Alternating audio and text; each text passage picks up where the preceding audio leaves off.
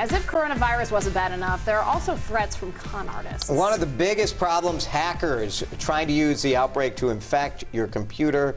And they're doing it in a number of ways. And Heather, already the FBI and Secret Service are involved in this because the activity is so active. There's so much going on here. And we see this happen in all kinds of disasters, hurricanes, tornadoes.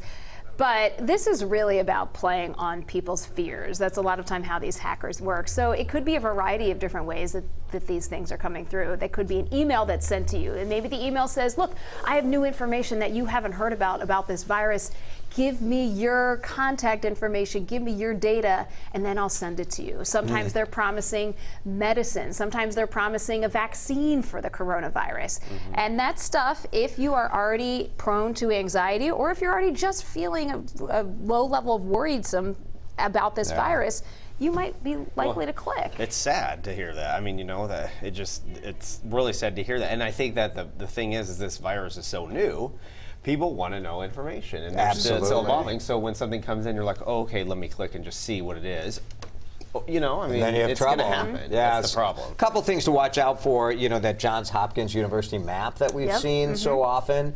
Scammers are sending off kind of dupes of that, where you click on it and then your computer gets infected, or something gets downloaded onto your computer to scrape your passwords and personal information. So be careful of that. Do you know the difference in, I mean, like what the link would look like compared to the real one versus the fake one? What you should do is just go to Johns Hopkins website if you want to see it. You shouldn't be clicking on it in an email. Another thing that's happening are giveaways. So there was actually a U.S. representative who received a text that said, hey, because of coronavirus, we're giving away free iPhones. Just to make sure everyone can stay in touch. And this is a text message. A text message. Click on this link. Right.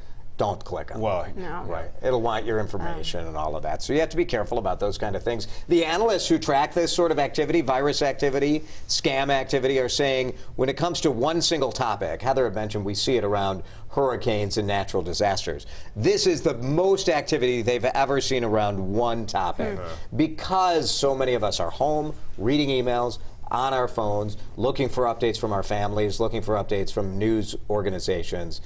People are vulnerable to this. Absolutely. Another big one is fake fundraisers or fake causes asking you to give money to help first responders or help medical workers.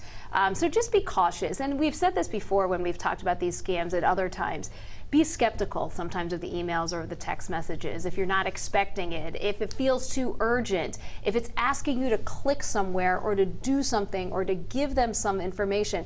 Take a step back and say, I probably shouldn't be doing this. Yeah. I try to, any kind of like emails that come in that you can just tell, you know, they're spam or whatever, I just usually just delete. Well, and you have a technique for this too, Heather, where just generally you don't click on anything that comes in an email. I don't, and even if it's from a place that I frequent, whether or not that's Walgreens or Delta, a lot of times if I'm getting an email that says it's from one of those places, I won't click on it. I'll go the back route. I'll go to the Delta website. I'll go to the Walgreens website. I'll give them a call just to see, because sometimes you just don't know, because these scammers are getting more sophisticated. It used to be you could tell right away. Right, the misspellings or the weird address or whatever. That text message, I can see many people falling for it, myself included. Totally, yeah, and that's the thing. It's like, you know, sometimes you're swiping fast, or you may just click the link quickly or something like that, or, you know, so many people get overwhelmed. I mean, I think we all fall in that trap too. So be careful on that.